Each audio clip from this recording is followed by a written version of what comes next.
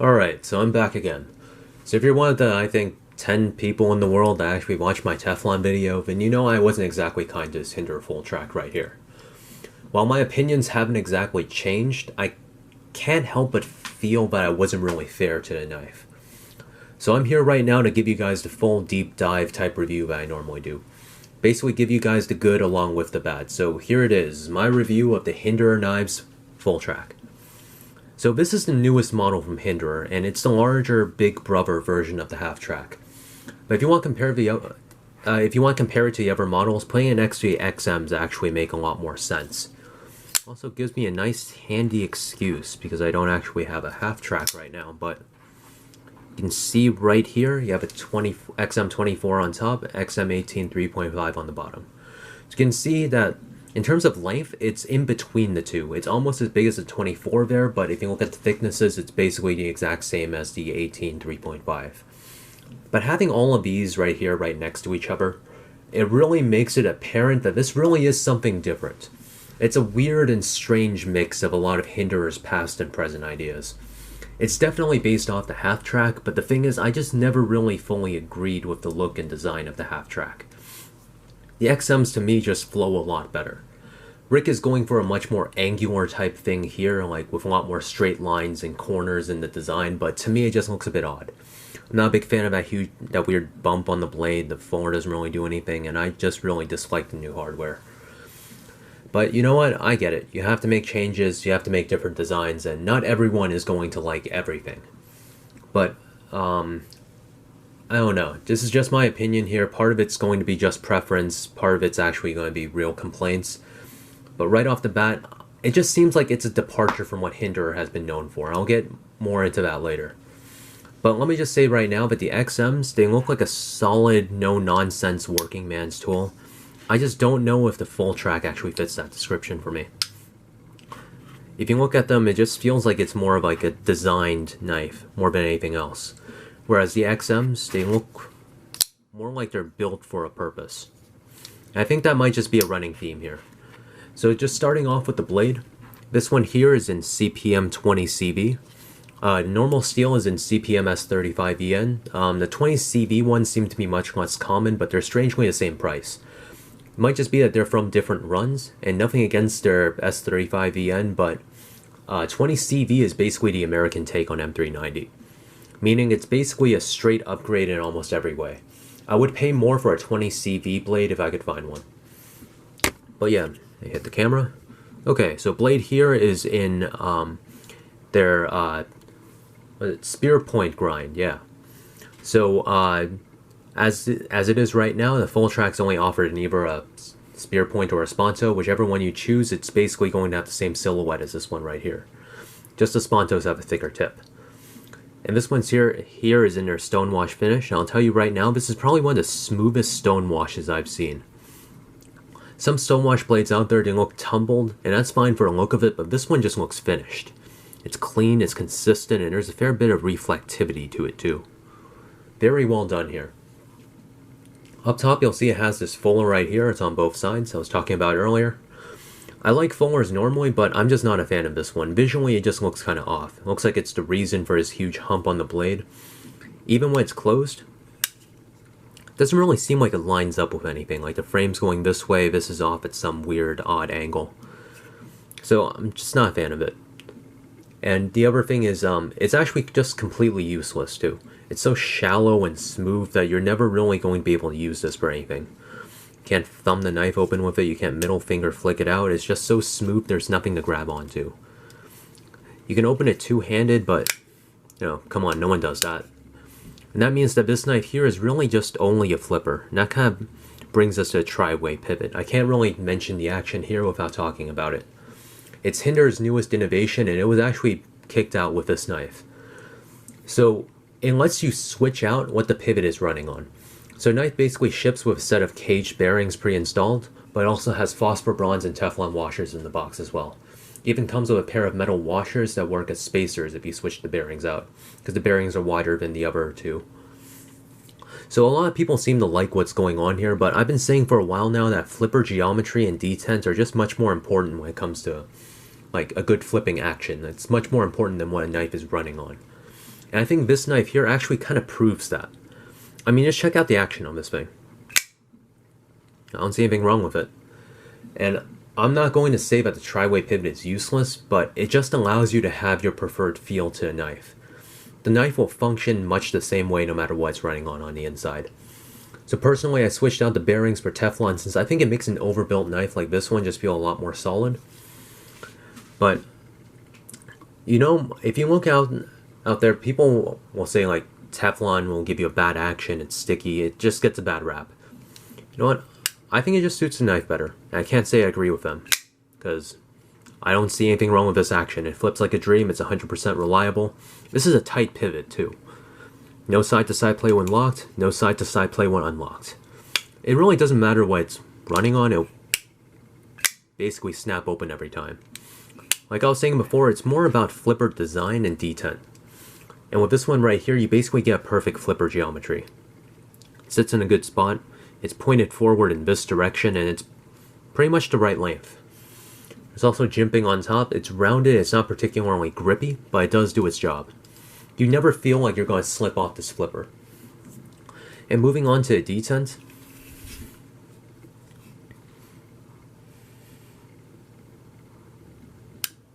Yeah, look at how that thing just pulls the blade in. This thing is strong, so when you put all of that together, you have all you really need to make that blade fly when the detent breaks. Doesn't even matter how you use it. Push button. Light switch. Doesn't matter, it'll fly open all the way every time. It's a much better flipper than the XMs were. No annoying hook over here, and especially the older XMs, those things were notorious. You basically needed to learn your own technique to flip them.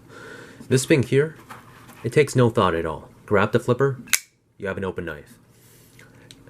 I just don't think that the tri-way pivot's really necessary. I mean, it's not really doing any harm, but with an action this good, I just wish that they chose a single thing and stuck with it. I feel like they could make it even better that way. And I just don't like having to fiddle with extra parts when I take it apart. But you know what? I guess that's just nitpicking. I really don't have any complaints about the action here. I just wish that fuller wasn't just for show. The other thing you might notice is the lack of external stop pins on this one. I'll bring the XM18 back. You can see external stop pins right there. This one here, it's on the inside. I might need to shine some light to let you guys see it. It's about right over here. So I moved the stop pin to the inside, and it requires a crescent-shaped cutout in the blade to really fit it. I can't say I'm too thrilled about that change. Like, there's nothing wrong with it per se. Plenty of knives are built that way, but it feels like they're going from a much stronger design to a much weaker one here. So on this XM18 3.5, and yes, I know I just keep coming back to it, but it's just a better design. It basically, it stops the blade by resting these against both sides of the frame.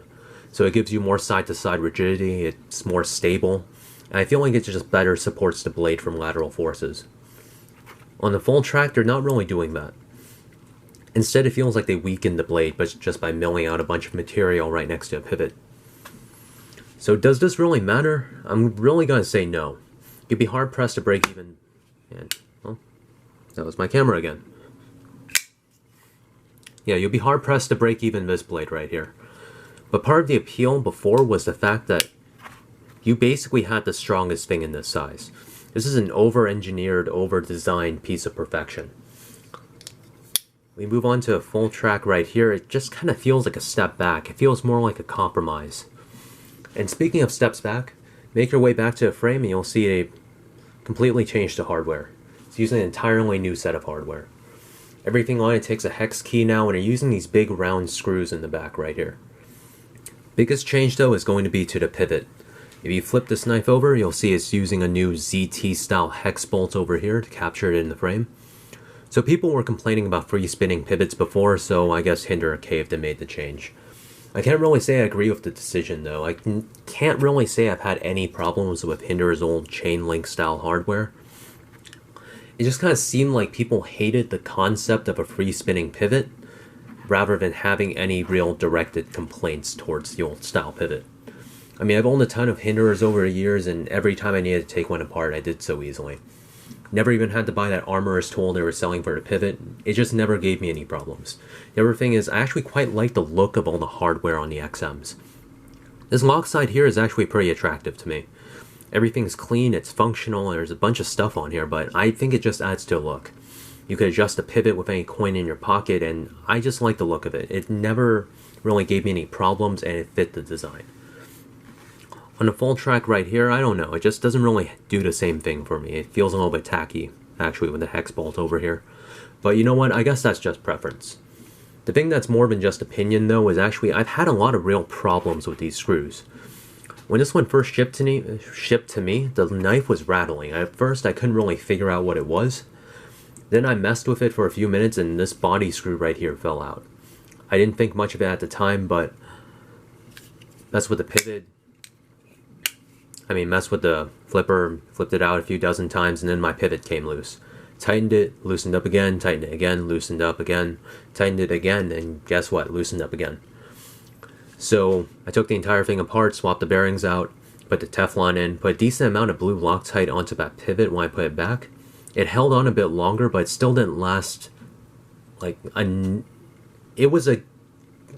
lasted a few days, but then it still loosened up pretty fast. So then I took the pivot out all the way, put much more blue Loctite on it, and that finally held it.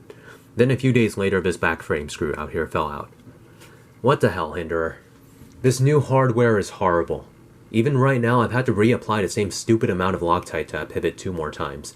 It holds a lot better now, but it still doesn't hold it permanently. I'm just using blue Loctite too. I've also never had to Loctite the body screws on any knife before, but come on, Hinderer, this is abysmal, man. It wasn't that long since you made your last knife. How do you forget how to make screws? This really does need to be fixed. The saving grace on this entire thing is probably the backspacer here. I'd be going off the rails if it wasn't for its backspacer. It basically gives you a tool for a knife right here. So just cut out on front, put your finger right here, pull up, the entire thing pops out. And you see that weird shape at the end? That's actually a hex key right there. Small size over here, big size on the bottom. So you basically put these into the screws. The smaller one fits the frame, the scale and clip screws. The bigger ones are actually custom made, so they have a little dimple on the inside that fits this. So you're able to turn it with the bigger part down here. So this is a small little tool, but I actually get a lot of use out of it. And a lot of it is just because I'm kind of paranoid now. I check these screws on a regular basis. It shouldn't be like this, but it actually is justified. I have found them loose a few times. But just as a concept, this is probably the best thing on this entire knife. It's the ultimate expression of the Hinderer modular backspacer system that they introduced with the Jurassic. I always thought it was a great idea back then, but it had some issues and just never took off. Back then it was for an optional lanyard loop and it needed a tiny little hex key to remove it. Here, there's a spring right here. Goes onto this spacer right here. This part hooks onto this one. It just snaps right in. You need to remove it, comes out in a second. Safely tucked away, would never come out on its own, and it serves an active function. It was smartly done too. Notice this. This thing fits every single screw on this knife, except this one right here. That's the one for the lock bar insert, and that's the one you don't want to mess with if you don't have to. Now that's some attention to detail right there. Or maybe it's just forward-thinking idiot proofing, but anyways, I'm a fan of backspacers in general, but giving me a removable, functional tool that works for 2 different sizes of screws as a removable backspacer is brilliant. It just sucks that this thing was actually a necessity rather than a nicety. Because if it wasn't here and my screws were falling out constantly and I had to find my set of hex keys, I'd be a lot more pissed off. I do have 2 small complaints about it though. When you're using it as a driver, there's only so much force you can really put behind it. And that's because it's just plain uncomfortable to use. If you're putting a lot of torque behind it, you really do feel these parts right here. A lot of edges and things like that. It's all rounded. They tried to make it as good as it can be, but it's just the shape itself doesn't really lend to it. I get that it needs to be shaped this way to give clearance for the blade, and we're working with very limited space here, but I do think there's some space for improvement. I maybe add a lanyard loop at the end or something like that, if you can keep it from crashing into the blade. It would just give you something more to grab onto when you turn it. The other thing is having like a lanyard loop back here, which just kind of lets you do some cool things with the knife. Like you can attach it to something via the lanyard, pop off the backspacer tool to release the knife. It's kind of like having the knife on a quick release. But even as it is, like I was saying before, I do like it. There's room for improvement, but I think it's fine the way it is, as it like just a backspacer tool. But the other thing is, when the tool is on, it's basically a floating backspacer. That's my second complaint right here. Do you see the gaps on both sides? If I hold it over here, you can actually see that it's noticeably favoring the backside over here. Sometimes if you really push in to pull the thing out, you actually touch the frame too. So I can't really say I'm a big fan of that. I expect better tolerances from Hinderer. And this isn't really just a backspacer issue either. In general, this knife just doesn't really feel like it's as well built as the older Hinderers. I suspect that the screws here are off tolerance, and that's probably what's causing the problem, but centering is dead on here. But do you see this part? Kind of see that little ledge right there? Yeah, that's a scale hanging off of the frame right there. It's not really flush with the side. This side is, this side really isn't. So I can't really say I'm a big fan of that. It's small things, but it's kind of sloppy. At this price, I just don't expect to see this. It might not matter to you, but I do like to think that the small things do count. Anyways though, moving on to the handle. Frame on this one is just in some stonewashed titanium. Unlike the other models, both sides here have the same design. And they have scales that go on both sides. It's a nice change of pace, but it also means that your clip here sits on the textured part of the scale, instead of on these where it sits on basically smooth titanium. So it's not nearly as textured as, let's say, Emerson G10 where it can double as sandpaper, but still it's going to eat away at your pockets faster than if it landed on a smooth part. So it's not as bad as it could be, but I just never like seeing it. Also forgot to mention this before, but you can actually use the tool over here to take off these two screws, take off the scale, and there's going to be a big pocket here. If you tap it over here, you can kind of hear that it's hollow. Yeah, that's because this part here has like this big empty pocket here. So that's not just for weight savings. The intention is for you to put the extra washers and bearings that you're not using in there, so it can be switched on the fly. It's nothing really holding them in place, but all you need to do is wrap them in like a piece of paper or something, and it'll basically stop them from rattling. You could even put some other things in there. I mean, you're carrying around the tool to open it anyways, so I like the idea of it. But anyways, back to the frame. You can see all the corners here. They're all well chamfered, they're all rounded. They put some time into making this frame, and I really like to think that it shows. The knife is great in hand. Like, you compare it to the other XMs, and it's a much blockier knife, but not always in a bad way. It kind of just keeps it in your hand, keeps it the way you kind of are holding it. It won't really try to twist around or anything like that. Like in a normal saber grip, your thumb lands right here on this jimping. It's more aggressive and less comfortable than the XM jimping, but it's still not all that bad. You can even see that they kind of crown the part of the spine right here where a jimping sits on. If you choke up, it's okay, but it's not nearly as good as the XMs. You get the bad kind of blockiness here, where you can really feel the corners of the frame really digging into you. On the XM, the blade extends outwards from the frame a little bit, and that kind of gives you a bit of a rounding effect right here. So when you put it right here, you never really feel the frame too much. On this one, it follows the contours of the frame almost exactly, so there's no real rounding to it. You just feel the corners of the frame right there. It doesn't feel nearly as nice. The only other complaint is this corner of the lock bar right here. This thing desperately needs a chamfer to knock it down, because right now it's right where your first finger lands, and sometimes it just kind of digs into you a little bit. It's an obvious little thing, but they missed it, and again, it's a very expensive knife. I don't expect them to miss it. Hammer grip on this one is okay. Since it's kind of blocky, you do need to shift around until you really find a spot where this ridge here doesn't really bother you. But it's okay. I wouldn't say it's my preferred grip, but it's okay. Hold it edge up. No hot spots here. Reverse grip, still pretty comfortable. Overall, I'd say this one's pretty good in hand. Not perfect, but I do think it's above average. And I think part of what makes it good actually comes from the lock bar design right here.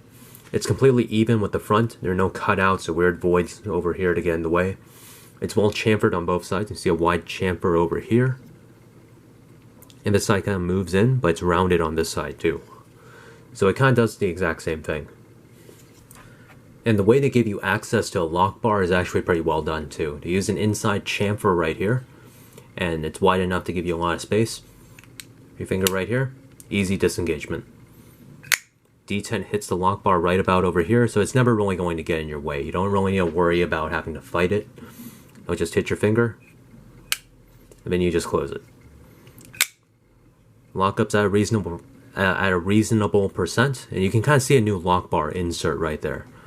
I don't really have a functional complaint about the lock bar insert, but again, I just don't really think it's necessary. I've never had a Hinderer with bad lockup. I've seen some beat to hell XMs that still locked up perfectly fine. I think this was more of a marketing decision rather than one based on necessity. Lock bar inserts are in fashion right now, and I agree that they're needed with some designs, but I just don't think it's needed here.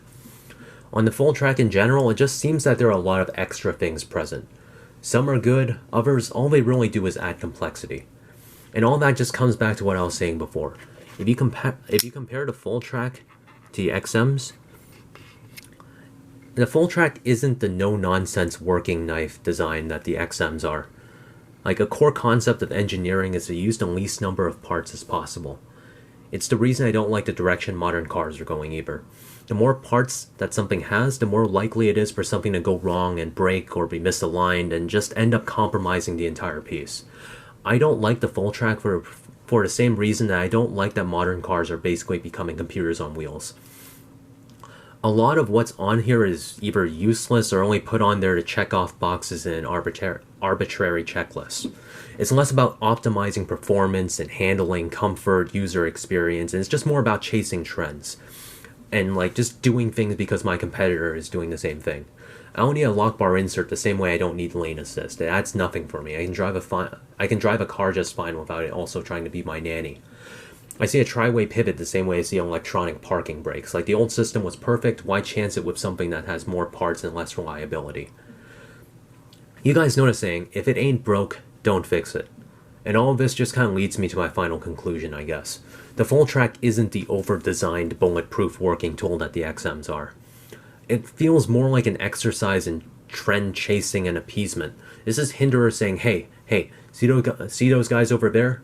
Look at us, we can do the same thing too. I mean, it just seems like there's something lost here. Does that mean that it's a bad knife? No, not at all. You could buy one of these and be very happy with it. You'd need to own more Loctite than your average collector, but I still trust Hinderer to deliver a good working knife. And the build quality is still good, minus a few things and especially the screws, but it's not as good as the XMs. But it's still more than decent on these full tracks. Seriously though, it could serve you very well for years and years, but it just kind of feels like they sold part of their soul here. Like, instead of feeling like you have a Hinderer, it feels like you have something else that someone else could have made. They're not doing their own thing anymore. Disassembling your knives is popular right now, let's pander to those guys. Built-in tool. Free spinning pivots are popular, let's copy unpopular, let's copy ZT. Our lockups were perfect before, but I don't know, people seem to like those lock bar inserts. Let's slap one on. Teflon's out of fashion now? I mean, I think it's the best thing for my knives, but I don't know. Let's put some bearings on my hard-use first responder knife. I mean, I'll even ship with them installed. None of those things are bad in of themselves, but the reasons behind the changes just feel wrong. It feels like soulless pandering. It might not matter to you, but understand that this is just my take here. And I honestly do feel like something was lost. This is something that could have easily been built by Wii Knives or Riot or something like that. Because at least to me, it sure doesn't scream Hinderer. It feels like it was designed by committee versus designed with purpose. Even if you don't care about that, there's still a lot of annoying problems here. Like, at $600, I don't know if I recommend this.